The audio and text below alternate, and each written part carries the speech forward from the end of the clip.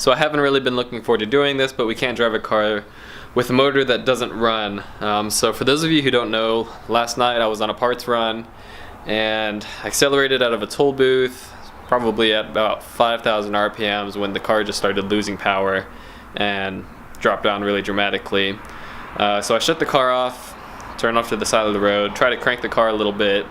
It would start and it would crank and start for about a couple seconds, then it would die.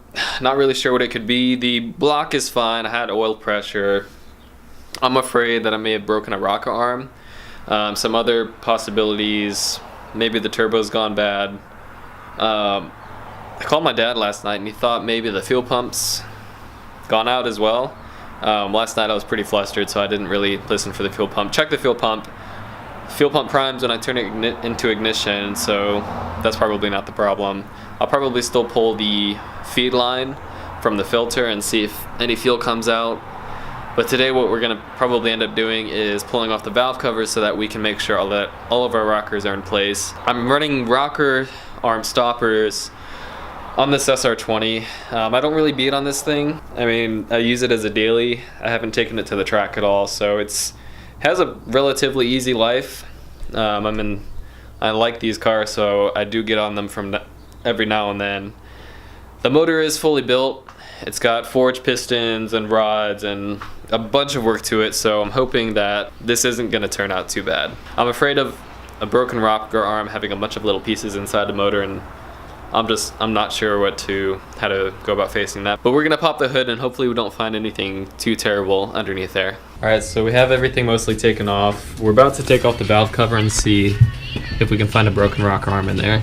When we pull the valve cover off, I'm relieved to see that all of our rocker arms and shims are intact and in place. The head is also as clean as the day we rebuilt this peppy little SR20. Rocker arms have been known to fail at prolonged high RPMs, which is common when drifting. Because my RPMs are more in the mid-range during acceleration from a stop when the engine lost power, it doesn't surprise me that everything is in good shape. But it does feel good knowing that for sure. Alright, so we got everything put back together. Valve cover is back on. We've got Mutaz and Chris here. And we're gonna start this thing because the rockers are good. We're not sure what else it could be, so we'll see what happens.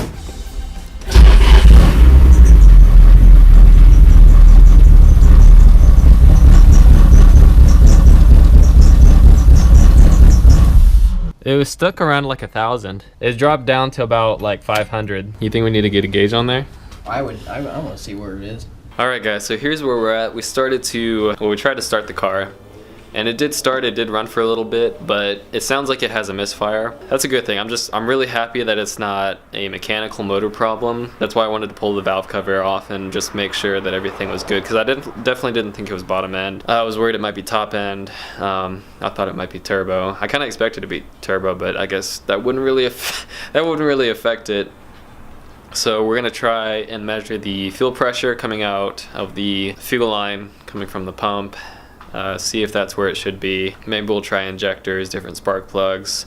Now I think it's at that point where we're just kind of tracing gremlins. If it ends up being the fuel pressure being too low, then maybe it's a bad fuel pump, or maybe my wiring's just gone hack. So I'll keep you guys updated. Well, damn guys, we didn't get where we wanted to be. O'Reilly's didn't pull through. They said they had a fuel gauge tester. Apparently they didn't have one in stock, so we're gonna wait for another day. I don't want to wake up all my friends asking if they have one. It's pretty cold. We want to get warm, and so we'll come back at this when we have some time, so stay tuned. So in my last video where I actually picked up parts, I didn't really touch on, I talked about what I got, but I didn't quite show you guys what I got. So we got a OEM Type X wing. We know it's OEM because it's a 3-piece. The stands are separate from the wing itself. I really wanted to go OEM just because, I don't know, I just wanted OEM. That's all there is to it. The paint's a little rough, so we'll definitely give it a different color. I'm not sure if I want to go with the teal that's on the Teal 240 or if I'll go black. I'm kind of leaning towards black. I'm not sure why. I think it'll be easier, and I think it'll look good. Now I know this 240 needed more stopping power, so what other caliper would we go with rather than some sweet Z32 30mm calipers? They're already painted black and they are taken care of real well. So I got 2 front calipers, the rears, and all 4 rotors. The rotors are 5 lug, but I'm just gonna re-drill them to 4 lug. run them, get them turned, get new pads.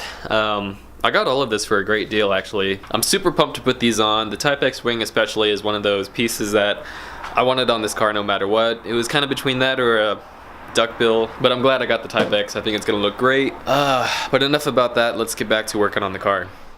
Well, you guys, time to start working on the car today because we got mail. Look at that. To test the fuel pressure in the system, I ordered a fuel pressure gauge that will sit in the engine bay along with a T adapter that will allow me to install the gauge to the fuel feed line. So it turns out I've actually ordered the wrong part. The fitting's a little too big for the lines and a little too small for the gauge. So what we basically have here is forced on fuel lines with a few threads of gauge on here. This will be a temporary setup. I just really want to see what the fuel pressure is, and I'll replace this before I put this thing on the road. During the setup of that gauge, I seem to have lost a socket somewhere in the engine bay. I'm not even worried about it. I'm just gonna fire it up and see if it falls out, and if it blows up the motor, so be it. I'm just kidding. I really don't want to. Please don't happen.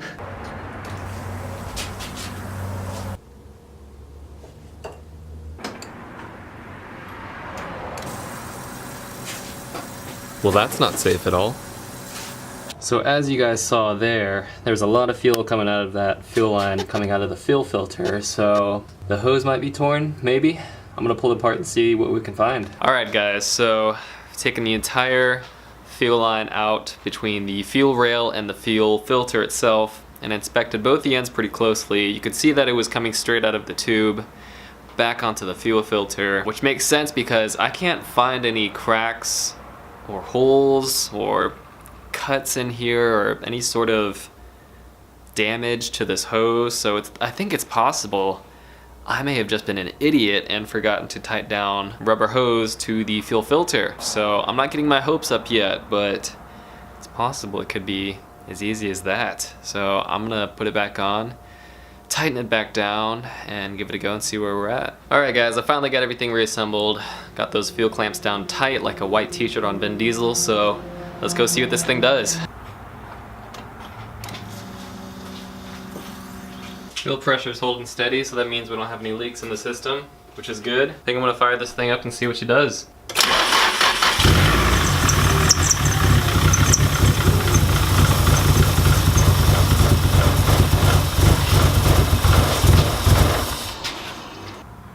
Well, that didn't work.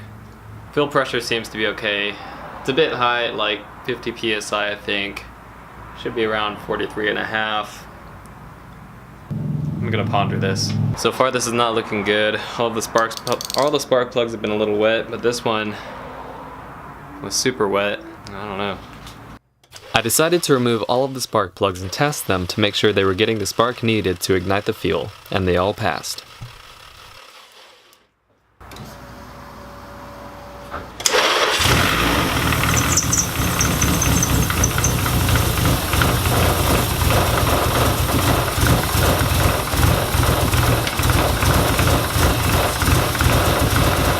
So after having the car idling for a little bit, I took a look at the AFR gauges. It's definitely fuel related because those AFRs are sitting right around 10, and that's about where that gauge maxes or minimizes out. You can't go richer than 10 on that gauge, so it's just dumping fuel in there, so I definitely think it's an FPR issue. So I think it's safe to say that I may have found the culprit. These cars should be running at about 36 psi at idle, and once you take the vacuum line off the FPR, that should jump up to about 43.5 psi.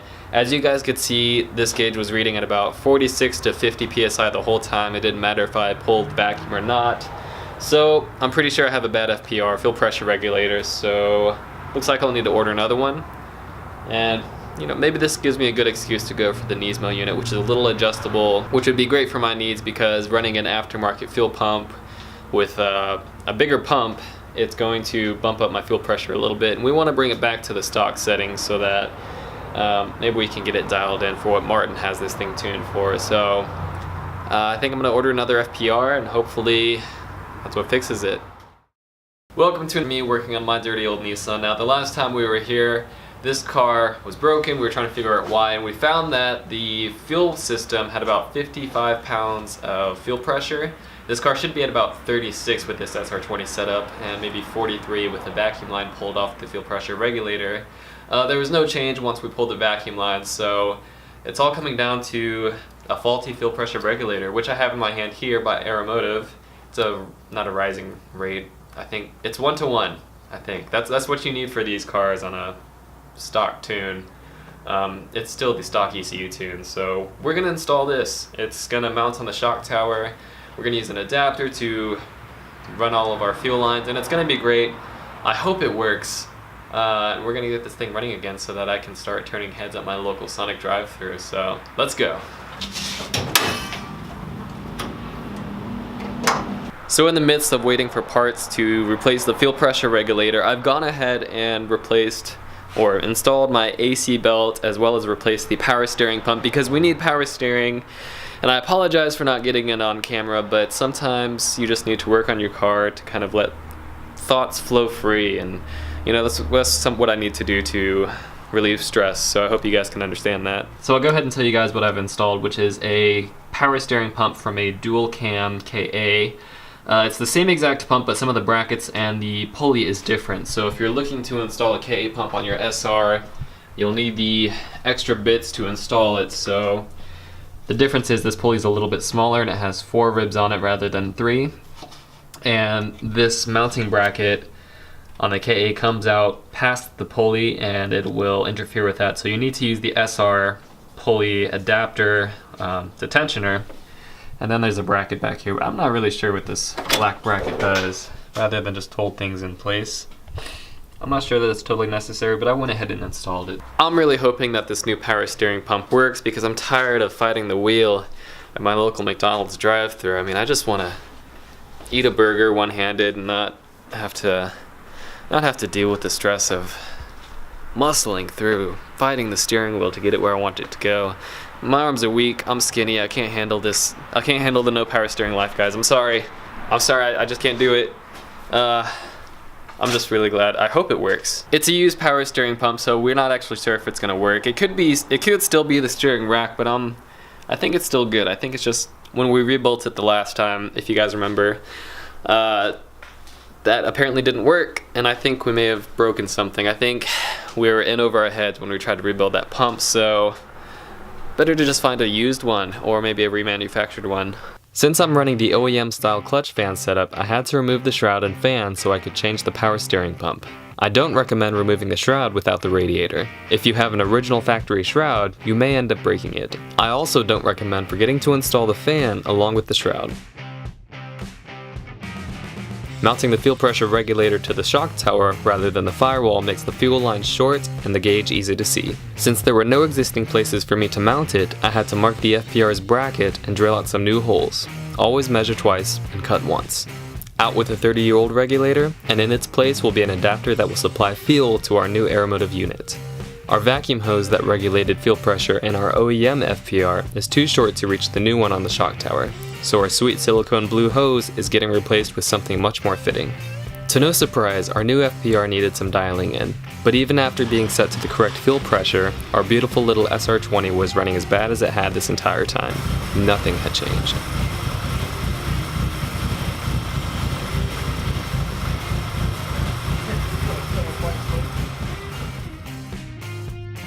So, what the problem we've been having with this thing is that it's been idling super rough.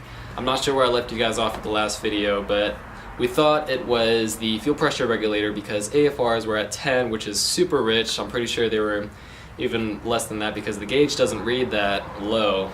So what we did was we changed the fuel pressure regulator and set it to 36.5, I believe, is what it should be at with vacuum. So got a new fuel pressure regulator from Aeromotive, put it in, still idling rough, so that didn't fix it. So my next guess might be a MAF sensor. And now, since this is a tune car, I'm running an SR20 that's fully built, tuned by RS Enthalpy, a ROM tune. Hate if you will on ROM tunes, but Martin really knows this stuff, and I've had nothing but great things to say about him because this car runs phenomenally once I got all my apples straight. Martin's been tuning these cars for so long, he knows pretty much the tune that's going to work for whatever mods that you have on your car. Great company, RS Enthalpy. I may have to give him a shout if I can't figure this thing out. But like I said, we're tuned on an RS Enthalpy ECU. We're also using a Z32 MAF not just any Z32 MAF, we are using the N62 Almighty Z32 MAF. This MAF comes off twin turbo Z32 300ZXs, so they are supposed to read more air than a stock SR or KA MAF can read. It's much bigger than a stock one is too. I mean, it's still stock, it's an OEM piece.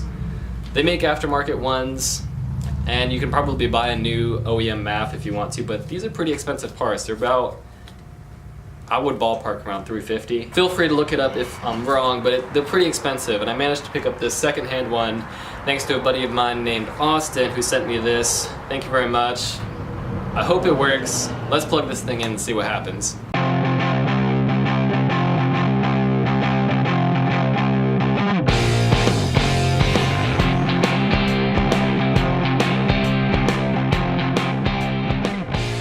I just want to point out that I'm not actually sure if this is going to completely fix my car. If you haven't noticed, I'm kind of an amateur. I'm not a professional mechanic or anything like that. I just kind of do this stuff on my own. Try to figure it out, kind of because I'm trying to save money, but mostly because I enjoy doing this stuff and working with my hands and figuring stuff out. So if this doesn't work, I'm sorry the video is so short. And if this does work, I'm sorry the video is so short again, but at least we'll have a running car, right? There's the old MAF, another N62 Z32 MAF, replaced by our other old Z32 MAF.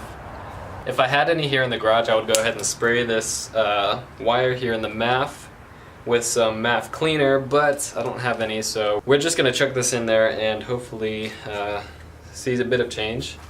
If it runs any better at all, then that's a good sign to me. If it doesn't make a change, then maybe we'll look into the TPS next. So that was pretty simple. We just took this MAF out of the intake and put it right back in. And now we're gonna see if it made any change. Hopefully it did.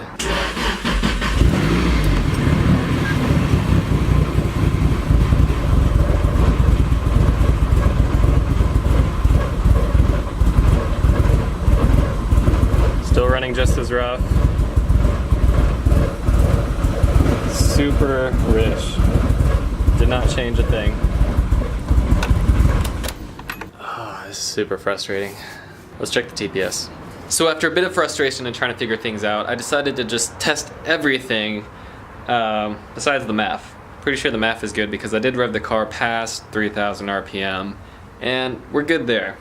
But tested the TPS, the throttle position sensor on the throttle body, and I got a reading of 0.43 at closed throttle, and it reads up to 4 volts once you get to almost wide open throttle. Then once you go hit the very maximum of wide open throttle, the volts kind of drop down to like 2.6 something, which is weird, so that may be something to look into in the future. I also decided to go ahead and test the coil packs by testing for continuity and resistance. The coil packs all passed continuity and had a resistance of 1 ohm, I think, which is what you should have, except for one.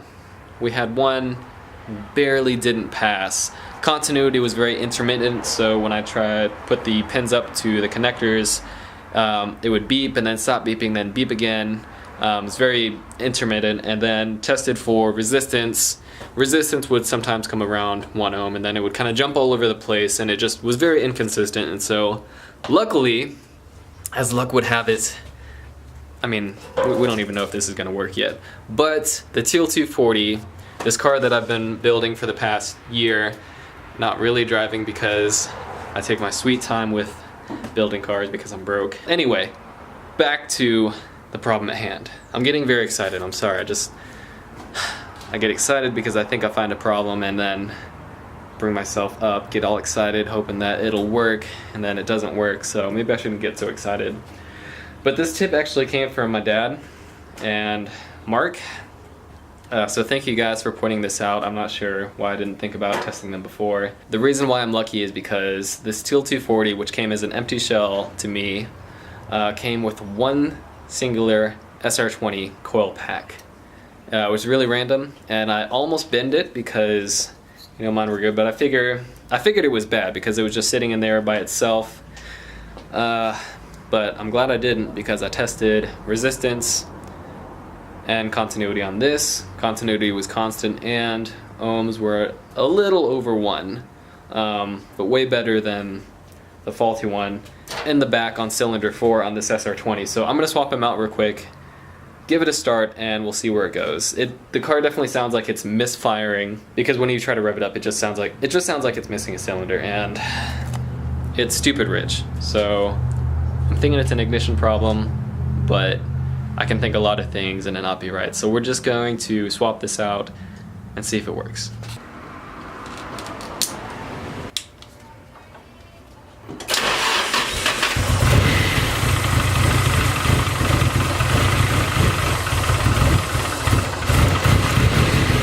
So unfortunately that didn't work.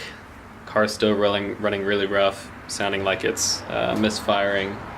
So I'm going to call it a night, come back to another day, and maybe we'll work on it again. Unfortunately, I think we're gonna miss the IFO show with this car, and since I don't have any car, I may not be able to make it over there at all, but there's plenty of other shows to come, and it just sucks. I was really looking forward to it.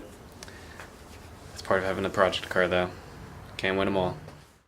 You guys, it's day whatever it is of working on this Teal 240. Couldn't figure out what it was. I may have found the problem. There's a reason why you don't jump to big conclusions when you're having car trouble. You always check the little stuff. Look at that. What is that? That is not good. It shouldn't be like that. I'm gonna be so mad at myself if I put this coupler back on and the engine runs fine. It's gonna be a great thing, don't get me wrong. I'm not gonna have to pay for any repairs. Well, I'm not gonna jump into any conclusions. You know what? We're just gonna put this on, put it all back together, see what happens. I'm not getting my hopes up.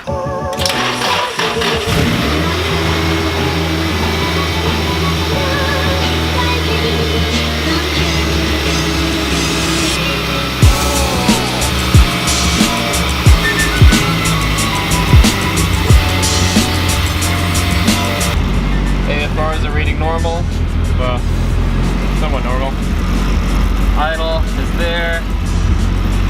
Fuel pressure. Guys, we got it. We got it. It's fixed now. This just goes to show that you should check all the simple things before you start really tearing into stuff. Whew. Yes! Looks like we finally found the problem. This goes to show us while you always look for the simple things, God, it's always the simple things. I'm stoked to have this engine finally running well, but it looks like somehow I've gotten a leak from my radiator. So there's coolant all over the engine bay. It's kind of spraying out really good.